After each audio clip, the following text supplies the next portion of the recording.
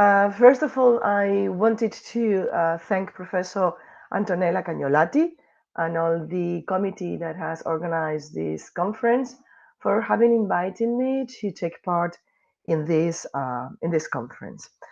I'm going to use this edition of Rachel Carson, published by Penguin, and the last edition dates back to year 2000. When I first read this book some years ago, I have to recognize that I felt quite shocked because I really didn't understand the way it was written. Obviously, it is not a textbook you may use in your classes. Obviously, this is not a scientific book. It has scientific data, of course, and scientific perspective and quotations, but it's not the typical science book we're used to read. For me, even though here Penguin says it's non-fiction, and it's non-fiction, it's a very real history of destruction, it shares a lot of the literary devices literary work offers to the readers. With these literary devices, Rachel Carson wanted to fulfill the four main aims of the book. The first one was to offer scientific information about science and chemical products. The second aim Rachel Carson had in mind when writing this book is to tell the readers how these products damage nature and our life and our health. And in this way of writing, she wanted to educate the readers to promote activism against the use of these chemical products. So the use of these little devices and a special, we could say, special language Rachel Carson used, at the end, we have a combination of metaphors, literary devices, scientific data, quotations from scientifics, and a description of the destruction of our planet. So, but the readers think they are reading a story and not a history. Some authors also analyze this book by saying that Carson uses ethos, logos, and pathos, that is a combination of reason and emotion, which is really what she's using. So we should begin with the title itself, Silent Spring. The title itself of the book, it's poetic. Obviously, it gives an idea of what we are going to read, but silent spring is a metaphor of a spring that is dead, because springs are not silent. There are plenty of noises, plenty of animals, of nature making noise, coming to life again. So, the very beginning with the title, we already have poetic style. The book begins at the very begin with the first chapter with a fable. It sounds like once upon a time. It sounds like a story. It sounds like a fairy tale. And it begins this way. There was once a town in the heart of America where all life seemed to live in harmony with its surroundings. The town lay in the midst of a checkerboard of prosperous farms, with fields of grain and hillsides of orchards where in spring white clouds of bloom drifted above the green fields. In autumn, oak and maple and birch set up a blaze of color that flamed and flickered across a backdrop of pine. Then foxes barked in the hills and deer silently crossed the fields, half hidden in the mist of autumn mornings. So we can see here is the poetic description of a spring, of a town, of any town in the heart of America. Plenty of life and plenty of farms and, and wild animals. In the middle of the story, of the first chapter, something happens. As in the fairy tale happens. Then a strange light crept over the area and everything began to change. This sentence itself foresees, obviously, a very serious change. Some evil spell had settled on the community. Mysterious maladies swept up the flocks and chickens. The cattle and sheep sickened and died. Everywhere was a shadow of death. The farmers spoke of much illness among the families. In the town, the doctors had become more and more puzzled by new kinds of sickness appearing among the patients. There had been several sudden and unexplained deaths, not only among adults, but even among children, who would be stricken suddenly while at play and die within a few hours. Obviously, the change from the ideal spring with farms, sunlighting, animals, wild animals, changed suddenly with this new issue. Something happened. And what happened? Rachel Carson leaves the explanation by the end till the end of the chapter. What has already silenced the voice of spring in countless towns in America? This book is an attempt to explain. And this is what Rachel Carson does in her book. It has a very didactic objective. She leaves the reader with the suspense of not knowing and at the same time wanting to know what has happened. And this book is an attempt to explain. Together with this poetic beginning that she doesn't forget until the end of the book, she comes back to the literary devices in different examples. For instance, she uses poetic language in the chapter titles. So in this way, we have chapters under the title of Silent Spring, Elixirs of Death, Earth's Green Mantle, Realms of the Soil, Needless Havoc, Through a Narrow Window, and the last one, The Other Road. Obviously, the poetic style of these chapters try to get the attention of the readers, and the chapters are not poetic in itself because they show the destruction and the death and the poison we are afflicting to the earth. But this way, with this poetic style in the chapter's titles, Carson attracts the attention of the readers. For instance, we not only have the titles, but many fragments in the book. For instance, these two examples from the green depths of the offshore Atlantic, many paths lead back to the coast. What a wonderful image to describe in chapter 9. This comes from chapter 9, for instance.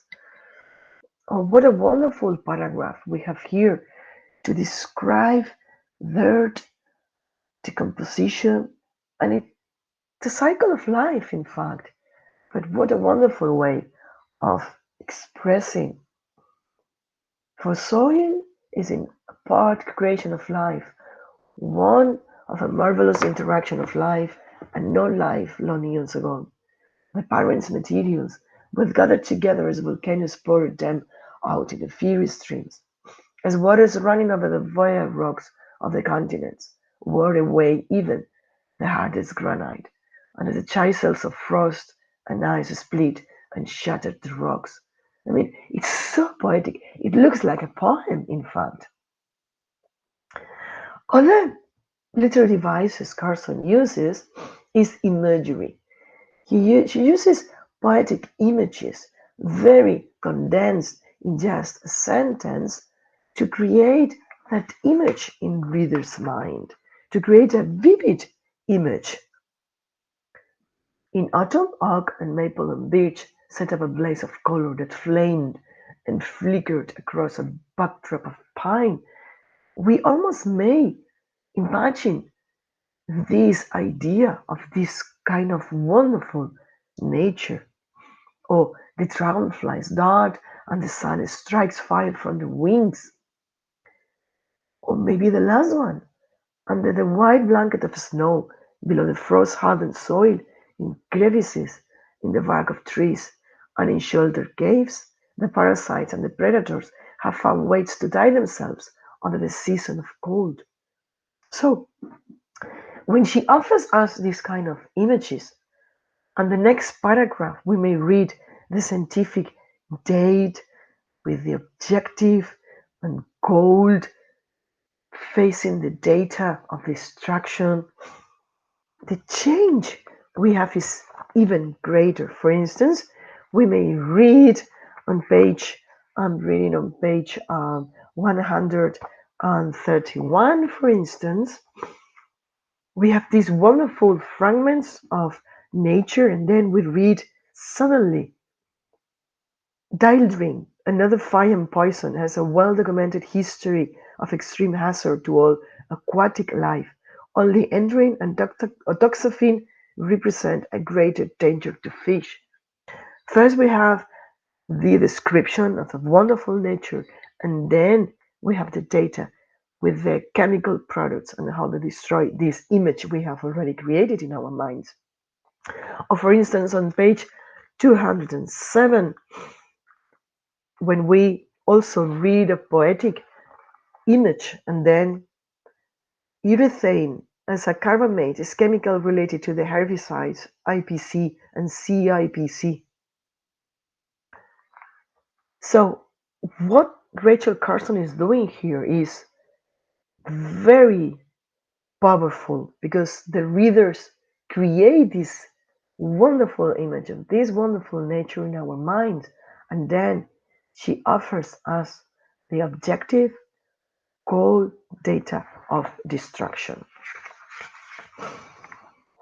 Um, she also uses powerful vocabulary to describe horror.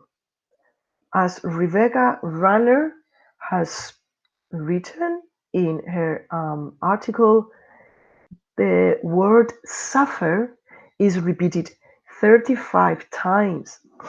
The word death and all related words to the family of death is repeated 213 times, and the word poison is repeated 248 times in a book that has 240 pages.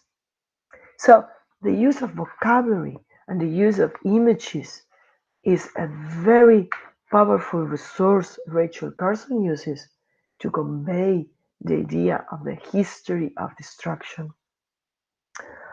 Also, as Rebecca Runner points out, there are many, hundreds of rhetorical questions.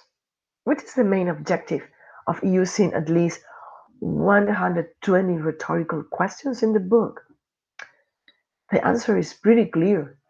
The objective is to appeal the reader, to wake the reader up to this situation. We found just an example. We find on page 78, where are the men? On page 109, can anyone imagine? On page 192, is this not a high price to pay? And so on and so forth, up to hundreds of rhetorical questions. Because we cannot forget that one of the main aims of this book Rachel Carson wrote was to promote activism. So the use of rhetorical questions fulfills this very objective of wake the reader up and to promote the activism, to fight against, to make him her realize what is happening on earth. And we go to the last chapter. In the last chapter, and I'm going to share again this presentation. In the last chapter, we find very beginning, this is images, vocabulary. In the last chapter, there's even a reference to a poem. She begins writing this. We stand now where the two roads diverge, but unlike the roads in Robert Frost's familiar poem, they are not equally fair. And this is a poem she's making reference to. We're going to read the beginning and the ending of the poem because I guess that it is clearly connected to what she's saying. Two roads diverge in a yellow wood, and sorry I could not travel both and be one traveler. And the poem finishes saying, I shall be telling this with a sigh, somewhere ages and ages hence. Two roads diverge in a wood, and I took the one less traveled by, and that has made all the difference. So, the idea of Rachel Carson when she used this quite very well known poem by Robert Frost is that we have two roads. We can go on destroying the planet, we can go on using all the chemical products and see how we destroy the earth and as it can as we can read in the book all the consequences of this, or we can choose the road of nature, of wild nature, of free nature, noisy nature, noisy spring. She finishes by saying the choice is ours to make. Obviously, he has been using all these literary devices and poetic voice and images because we cannot forget how nature is and how wonderful nature is. And this is the last paragraph. We find the control of nature is a phrase conceived in arrogance, born of the Neanderthal age of biology and philosophy, when it was supposed that nature exists for the convenience of man. The concepts and practices of applied etymology, for the most part, date from that stone age of science. It is our alarming misfortune that so primitive a science has armed itself with the most modern and terrible weapons, and that in turning them against the insects, it has also turned them against the earth. Here we see that probably poetic or literary devices are not clearly present in this, but he uses language again to try to convince the reader. She makes an analysis of the phrase control of nature, as we have already done in the whole book. Literary devices, just to conclude, literary devices have been used by Rachel Carson as a way to motivate us, as a way to show us these two paths, the path of chemical destruction or the path of wonderful and noisy spring instead of silent spring. Literary devices Rachel Carson used and the language she used clearly emphasize and clearly attract the reader to the history of destruction by means of the use of story devices. Thank you very much.